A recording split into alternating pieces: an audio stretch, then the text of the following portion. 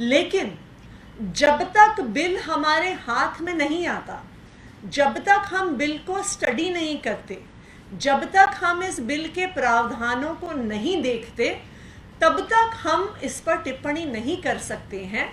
क्योंकि जैसे अंग्रेजी में कहते हैं कि the devil lies in the detail, कि किस प्रकार से बिल का ड्राफ्ट बना हुआ है, उसी आधार पर इसका महिला आरक्षण का एक्चुअली इम्प्लीमेंटेशन होगा। कुछ समय पहले ये जो बिल है, कॉन्स्टिट्यूशनल अमेंडमेंट बिल, ये 128th constitutional amendment bill public domain में आया।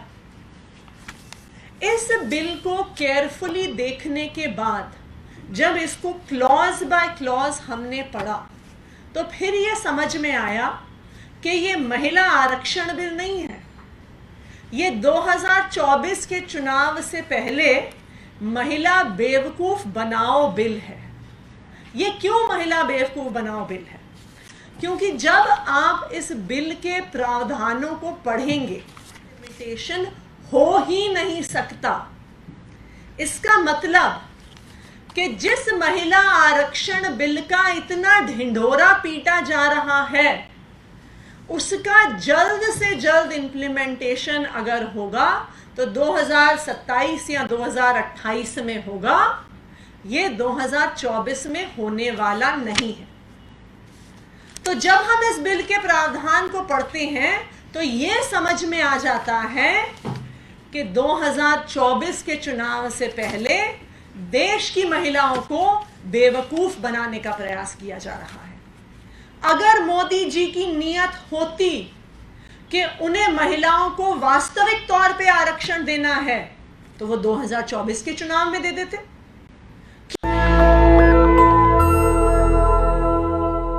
देश की संसद के सामने महिला आरक्षण बिल आने वाला है कि कैबिनेट ने उसको पास कर दिया है और देश की संसद में, देश की विधानसभाओं में महिलाओं को 1/3 आरक्षण मिलेगा। आम आदमी पार्टी ने इस बिल का स्वागत किया। आम आदमी पार्टी ने कहा कि हम संसद में भी, विधानसभाओं में भी महिलाओं के आरक्षण का समर्थन करते हैं। लेकिन जब तक बिल हमारे हाथ में नहीं आता, जब तक हम बिल को स्टडी नहीं करते, जब तक हम इस बिल के प्रावधानों को नहीं देखते, तब तक हम इस पर टिप्पणी नहीं कर सकते हैं। क्योंकि जैसे अंग्रेजी में कहते हैं कि the devil lies in the detail, कि किस प्रकार से बिल का ड्राफ्ट बना हुआ है, उसी आधार पर इसका महिला आरक्षण का एक्चुअली इम्प्लीमेंटेशन होगा। कुछ समय पहले ये जो बिल है, कॉन्स्टिट्यूशनल अमेंडमेंट बिल, ये 128th constitutional amendment bill public domain में आया। इस बिल को केयरफुली देखने के बाद जब इसको क्लॉज बाय क्लॉज हमने पढ़ा, तो फिर ये समझ में आया कि ये महिला आरक्षण बिल नहीं है, ये 2024 के चुनाव से पहले महिला बेवकूफ बनाओ बिल है। ये क्यों महिला बेवकूफ बनाओ बिल है? क्योंकि जब आप इस बिल के प्रावधानों को पढ़ेंगे, तो जो इस बिल का सेक्शन 5 है, आर्टिकल 334A, जो ये कॉन्स्टिट्यूशनल अमेंडमेंट कॉन्स्टिट्यूशन में ऐड करेगा, वो ये कहता है, Notwithstanding anything in the foregoing provision of this part or part 8, the provisions of the Constitution relating to the reservation of seats for women in the House of the People, the Legislative Assembly of the state and the Legislative Assembly of the National Capital Territory of Delhi, और अब इसका अगला हिस्सा ध्यान से सुनिए, shall come into effect after an exercise of delimitation is undertaken for this purpose after the relevant figures for the first census taken after the commencement of the Constitution Amendment Act 2023 have been published. इसका क्या मतलब हुआ? इसका ये मतलब हुआ कि 2024 के चुनाव में महिलाओं को आरक्षण नहीं मिलने वाला है। ये बिल जब पास होगा उसके बाद जो पहली जनगणना होगी उसके आधार पर डीलिमिटेशन होगी और उस डीलिमिटेशन के आधार पर महिलाओं को आरक्षण दिया जाएगा। टाइम पीरियड के अर्थ में इसका क्या मतलब है? अगर हम एक सिंपल सा गणित करें तो जनगणना होने में कम से कम 1 साल का समय लगता है। उसके बाद डीलिमिटेशन की प्रक्रिया शुरू होगी।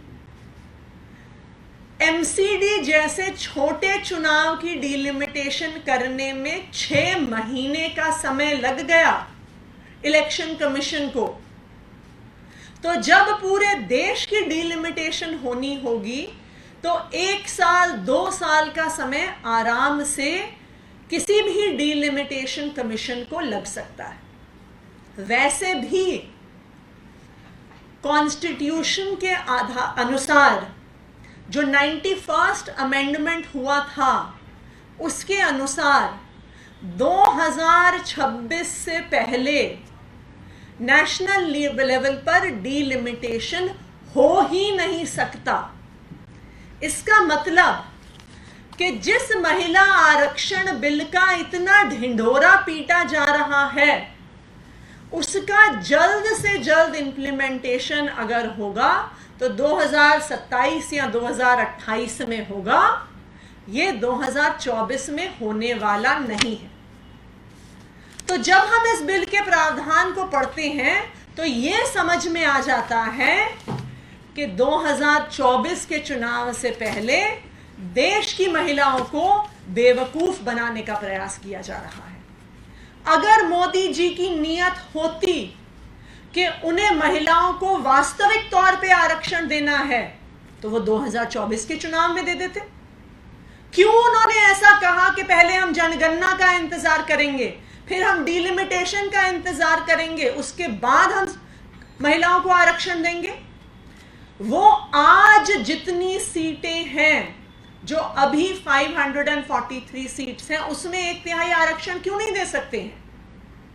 ये सिर्फ और सिर्फ तरीका है महिलाओं को बेवकूफ बनाने का। इसलिए इस बिल का नाम होना चाहिए महिला बेवकूफ बनाओ बिल। और ये बहुत ऑब्वियस सी बात है, भारतीय जनता पार्टी को, प्रधानमंत्री नरेंद्र मोदी जी को महिलाओं की वेलबींग में कोई इंटरेस्ट नहीं है। भारतीय जनता पार्टी वही बृजभूषण की पार्टी है। भारतीय जनता पार्टी महिला विरोधी पार्टी है। लेकिन क्योंकि अब लोकसभा का चुनाव आ रहा है और इनको वोट मांगने जाना है, इसलिए महिलाओं को बेवकूफ बनाने का प्रयास किया जा रहा है। हमारी भारतीय जनता पार्टी से, प्रधानमंत्री नरेंद्र मोदी जी से ये मांग है कि ये जो बिल संसद में पेश किया जा रहा है, इस बिल में संशोधन किया जाए, डीलिमिटेशन का, सेंसस का इंतजार ना किया जाए। और आम आदमी पार्टी ये मांग करती है कि महिलाओं का आरक्षण 2024 के ही चुनाव से किया जाए। धन्यवाद।